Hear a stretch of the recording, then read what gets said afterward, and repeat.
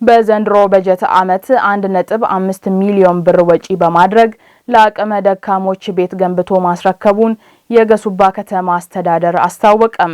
ድጋፍ የተደረገላቸው አቅመ ደካሞች ከቤት ኪራይና ከዘመድ ጥገኝነት በመላቀቅ የቤት ባለቤት በመሆናቸው የዘመናት ችግር እንደተቀረፈላቸው ተናግረዋል። ይህ ተግባር በቀጣይም በጎ ፈቃደኞችን በማስተባበር ተጠናክሮ እንደሚቀጥል ከተማ አስተዳደሩ አመላክቷል። ቤተልሔም አብርሃም ዝርዝር አላት። መርዳት መረዳዳት የኢትዮጵያውያን ባህል እንደመሆኑ መጠን በወላይታ ዞን በገሱባ ከተማ አስተዳደርም ለአቅመ ደካሞች 12 የሚሆኑ መኖሪያ ቤቶችን ከሳምንት በፊት አስመርቆ አስረክቧቸዋል። የቤት ባለቤት የሆኑት ባንደበታቸው ችግራችንን እንዳለፈ ውሃ እንድንተው ላደረጉን በሙሉ ምስጋናችንን እናቀርባለን ብለዋል። ማዘጋጃ ካንቲባ የኔ ጉልበቴ አይቶ የው ቤት እስኮን ድረስ ክራይ ቤት ና ትንሽ መንግስት ቤት ግባና እዚህ ቆዮ ብሎ ቤት ሰጥቶኝ መንግስት የኛ ጉልበት አቅም አይቶ የኑሮ ውድነት ትንሽ አይቶ ቤት ሰጥቶኝ አሁን እግዚአብሔር ይመስገን ያው ቅርብ ጊዜ አግኝቼ ቤት ገባሁት። ያው ካንቲባና ማዘጋጃ ምስጋና አቀርባለሁ። መንግስት ነው የሰጠው ቤቱን። እኔ በጣም ቸግሬ ከራም እኔ መሰጥ አልችልም። ከራው መሰጥ አልችልም። እኔ ባል የለም። እኔ ችግረኛ ነኝ።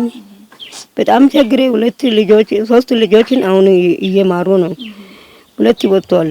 ተመረው መርቆ ወጥቷል።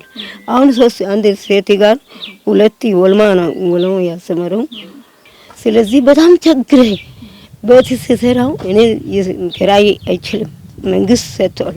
ቤት ሰጥቶ በጣም አሁን የተሻለ የገሱባ ከተማ አስተዳደር ማዘጋጃ ቤታዊ አገልግሎት ኮንስትራክሽን ዘርፍ ምክትል ስራ አስኪያጅ የሆኑት አቶ ዳንኤል ጆርጌ በበኩላቸው በኑሮ ሁኔታቸው ዝቅተኛ የሆኑትን ልየታ በማድረግ የተከናወነ ተግባር ሲሆን ኑሯቸውን ለማሻሻል የዶሮ እርባታ ስራም እንዲጀምሩ ሼድ ገንብተው መጨረሳቸውን ተናግረዋል። አረጋውያን ደግሞ አቅም ደካሞችም እዚህ አሁን በገባው በአዲሱ ቤት የገቡ ሰዎች ነገ ደግሞ ቤት ብቻ ሰጥተን በቂያቸው አይደለም። ስለዚህ ኑሯቸውን ለማሻሻል ቤት ተሰርቶ ቁጠባ ቤት ፊት ለፊት ደግሞ ሼድ ወደ 100 ቅጠል ያህል ደግሞ እዛ አካባቢ ዶሮ እርባታ አርብተው ራሳቸው በኑሮም የሚያሻሽሉበት ሂደት ለማድረግ እየተሰራው አሁን እንደምናየው የተሰራበት እንዳለ ይሄንን ይመስላል።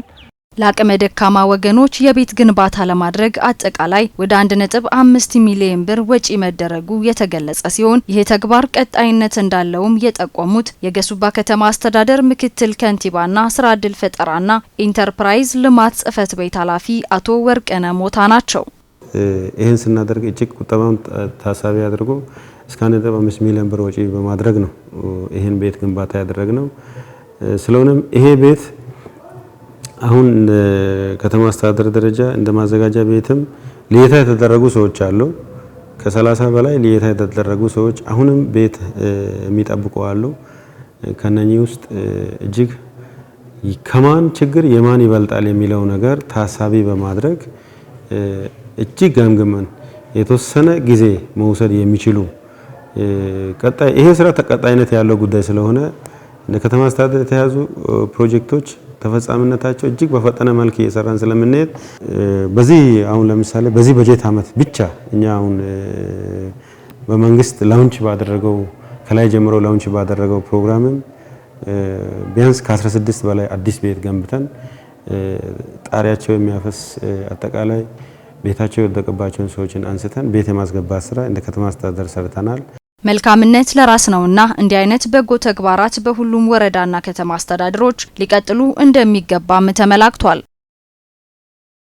የአእምሮ ጤና በተለያዩ ነገሮች ሊጎዳና ሊታመም የሚችል በመሆኑ አስፈላጊው ጥንቃቄ ሊደረግለት እንደሚገባ በዘርፉ የተደረጉ ጥናቶች ያመላክታሉ። የአእምሮ ህመም እንደማንኛውም አካላዊ በሽታ የሚታከም መሆኑን የሚገልጹት ደግሞ በወላይታ ሶዶ ዩኒቨርሲቲ የሳይንስና ጤና ኮሌጅ የስነ አእምሮ ሕክምና መምህርና ተመራማሪ ዮሐንስ ያያ ይናገራሉ። የአእምሮ ህሙማንን ማህበረሰቡ እንዴት ሊንከባከብ እንደሚገባና ምልክቶችስ ምን እንደሆኑ ከባለሙያ ጋር ቆይታ ያደረገችው ፍሬህይወት ተስፋዬ ናት። የአእምሮ ጤና በተገቢው ካልተጠበቀ ከልጅነት ጀምሮ የሚጎዳ በመሆኑ ለአእምሮ ህመም ያጋልጣል። በዘርፉ የተደረጉ ጥናቶች እንደሚያመላክቱት በሀገራችን በሚሊዮን የሚቆጠሩ ሰዎች በሱስና በተለያዩ ምክንያቶች ለአእምሮ ህመም ተጋላጭ ሆነዋል። ታዲያ የአእምሮ ህመም እንደ ማንኛውም አካላዊ በሽታ መታከም የሚችል ሲሆን የህመሙ መንስኤና አንድ ሰው መታመሙን እንዴትስ ማወቅ ይችላል ስንል በወላይታ ሶዶ ዩኒቨርሲቲ የጤና ሳይንስና ሕክምና ኮሌጅ የስነ አእምሮ ህክምና መምህርና ተመራማሪ ዮሐንስ ያያን ጠየቅን። አንድ ሰው ከኖርማል የሆነ ውጪ የሆኑ ነገሮችን ሲሰማውና ሲሆን ነው ከሌላ ጤና ጉዳይ የሚለየው ምንድነው ካልን ሌሎች ህመሞች ላይ ሰው ልጅ ህመም ሊሰማው ይችላል። የተለያዩ ህመሞች ሊሰሙት ይችላሉ። አእምሮ ህመም ግን መታመሙ የምናውቀው ከባህሪ ነው። ከሚያወራቸው ነገሮች ከሚሆኑት ነገር ከሚያደርጋቸው ነገሮች ነው ህመሙን ምልክቶቹን የምንረዳው። ስለዚህ ከብዙ ነገሮች ነው የሚመጣው። ልክ እንደሌላው ህመም ከአንድ ከሁለት ነገር ብቻ ሳይሆን በአጠቃላይ ከሶስት ዋና ነገሮች የሚመጣ ነው የአእምሮ ህመም። እነዚህን በሶስት ዋና ነገሮች ስራ አድርገን ሲናይ ባዮሎጂካሊ የሚነሱ ብዙ ነገሮች ይኖራሉ። ሳይኮሎጂካሊ ለአእምሮ ህመም ምክንያት የሚሆኑ ነገሮችም ብዙ ነገሮች የሚነሱ አሉ። ሶሻል ወይም ኢንቫይሮንመንታል ምክንያቶች የምንላቸው ብዙ ከዛ ስር የሚነሱ አሉ። ስለዚህ በአጠቃላይ አእምሮ ህመም ከሌላው አካላዊ ህመም የሚለየው ለዛ ሰው ላይ ታወቅ ይችላል። የስነ አእምሮ ህክምና መምህር ዮሐንስ ያያ አንድ ሰው የአእምሮ ታማሚ ሲሆን እንደየህመሙ ደረጃ የሚሰጥ ህክምና መኖሩን ያነሳሉ። ሶስት ዋና ነገሮች ተነስተን ነው ህክምና የምንሰጠው። ባዮሎጂካሊ በመድኃኒት የሚታከም ህክምና አለ። አንድ ሰው የአእምሮ የተለያየ አእምሮ ህመም አለ። የአእምሮ ህመም እንግዲህ ከ400 በላይ የአእምሮ ህመም አለ በዚህ ሰዓት የታወቀ። ከነዛ ለእያንዳንዳቸው የሚያስፈልገው መድኃኒት አለ። ስለዚህ እነዚህ መድኃኒቶችን በማዘዝ ባዮሎጂካል ህክምና መስጠት ይቻላል። ሆስፒታል ሄዶ የሚያገኙት መድኃኒት። ሌላው ሳይኮሎጂካሊ በስነ ልቦና ወይም ሳይኮቴራፒ የምንላቸው ህክምናዎች አሉ። የተለያዩ ሳይኮቴራፒ ሞዴል አሉ።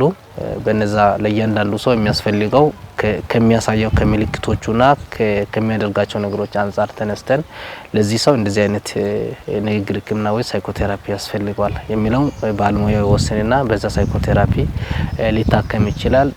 ሶስተኛው ሶሻል ወይም ኢንቫይሮንመንታል ፋክተሮቹም ጋር ስንመጣ ለዚህ ቤተሰቦቹን በመርዳት አካባቢ ያሉ ሰዎች እሱን ሳፖርት እንዲያደርጉ በማገዝ የተለያዩ ሶሻል ወርከሮቹም እንዲያግዟቸው ኢኮኖሚካሊ ያሉ ነገሮችን በመረዳትና በማገዝ የተለያዩ ህክምናዎች በዛ አንግል የሚሰጡ አሉ። ስለዚህ በአጠቃላይ በሶስት ዋና ነገሮች ተነስተን ለአእምሮ ህክምና መስጠት ይቻላል።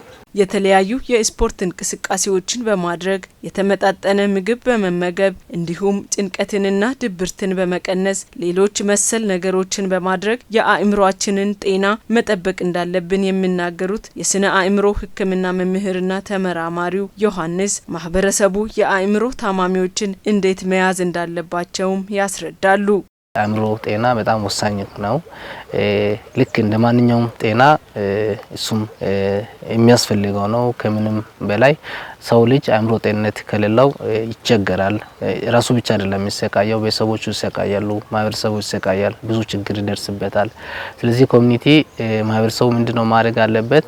አእምሮ ህመም ያለባቸውን ሰዎች መንከባከብ፣ በተቻለ መጠን ከማግለል ይልቅ መንከባከብ፣ ሰፖርት ማድረግ፣ በማገዝ ሰዎች ወደ ጤንነታቸው እንዲመለሱ ወደ ጤና ተቋም በመላክ የራሳቸውን ድርሻ እንዲወጡ ጥሪ ለማቅረብ ፈልጋለሁ።